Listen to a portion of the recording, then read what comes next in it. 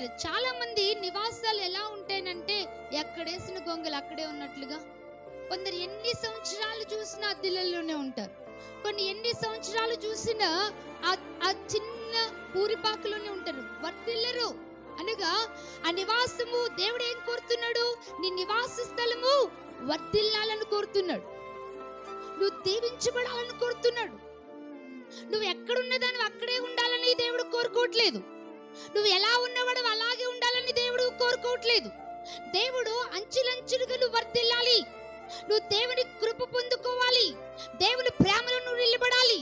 దేవుని యొక్క నీతిని నువ్వు ధరించుకోవాలి. దేవుని యొక్క నీతిని నువ్వు ధరించుకున్న కొలిదినట్ట వాక్యం అంటుంది కదా, నీ నివాస స్థలము వర్ధిల్లుతుందట. హల్లెలూయా, హల్లెలూయా. నీ నివాస స్థలము వర్ధిల్లాలి. నీకున్న ఇల్లు వర్ధిల్లాలి. నీ గుడారము వర్ధిల్లాలి. నీ యొక్క గుడారములో ఉన్న ప్రతిదీ కూడా నువ్వేం చేయబడాలి? నువ్వు నీ గుడారం ఏం చేయబడాలనంటే దీవించబడాలని దేవుడు కోరుతున్నాడు.